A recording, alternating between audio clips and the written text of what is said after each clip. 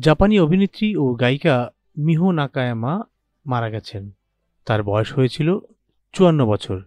শুক্রবার টোকিওতে নিজ বাড়ির বাথটাবে মৃত অবস্থায় পাওয়া গেছে নাকায়ামাকে। তার এজেন্সি এই ঘটনায় শোক জানিয়ে পরিবারের গোপনীয়তা রক্ষার অনুরোধ জানিয়েছে। জাপানের ওসাকায় বড়দিনের একটি কনসার্টে অংশগ্রহণ করার কথা ছিল নাকায়ামার, তবে তার অফিসিয়াল ওয়েবসাইট স্বাস্থ্যগত কারণ দেখিয়ে ওই ইভেন্টটি বাতিল করার ঘোষণা দিয়েছিল। জাপানি সংবাদ মাধ্যমের তথ্যমতে নাকায়ামা একজন জনপ্রিয় ব্যক্তিত্ব। নিজ বাড়ির বাথটাবে তাকে অচেতন অবস্থায় পাওয়া যায়। মূলত কর্মস্থলে অনুপস্থিত থাকার কারণেই পরিচিতরা তাকে বাসায় খুঁজতে গিয়েছিলেন। একটি প্যারামেডিক্যাল দল ঘটনাস্থলেই নাকায়ামার মৃত্যুর বিষয়টি নিশ্চিত করেছে, তবে ঠিক কী কারণে নাকায়ামার মৃত্যু হয়েছে তা এখনও জানা যায়নি। ঘটনাস্থলে কোনো সুইসাইড নোটও পাওয়া যায়নি। নাকায়ামা তার একমাত্র ছেলেকে রেখে গেছেন। সেই ছেলে তার প্রাক্তন স্বামী সঙ্গীতশিল্পী হিটোনারি তোসুজির হেফাজতে আছেন। নাকায়ামা ও তোসুজি ২০০২ সালে বিবাহ বন্ধনে আবদ্ধ হন এবং ২০১৪ সালে তাদের বিবাহ বিচ্ছেদ হয়ে যায়। জাপানি অভিনেত্রী শিনাবো নাকায়ামার ছোট বোন, তার একজন ছোট ভাইও রয়েছে।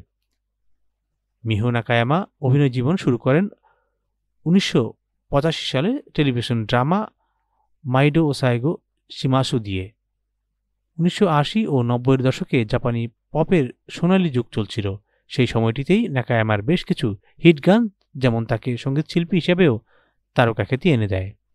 ১৯৯৫ সালে সিনেমা লাভ লেটারে অভিনয়ের জন্য ৩৮তম ব্লু রিবন অ্যাওয়ার্ডস ও ১৭তম ইয়াকোহামা ফিল্ম ফেস্টিভ্যাল এবং ১৮তম হোচি ফিল্ম অ্যাওয়ার্ডসে সেরা অভিনেত্রীর পুরস্কার পেয়েছিলেন নাকায়ামা।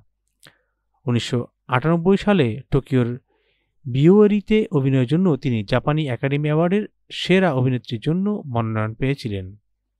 ২০০২ সালে অভিনয় থেকে বিরতি নিয়ে নাকায়ামা ফ্রান্সের প্যারিসে চলে যান এবং ২০১০ সালে চলচ্চিত্র জগতে আবার ফিরে আসেন।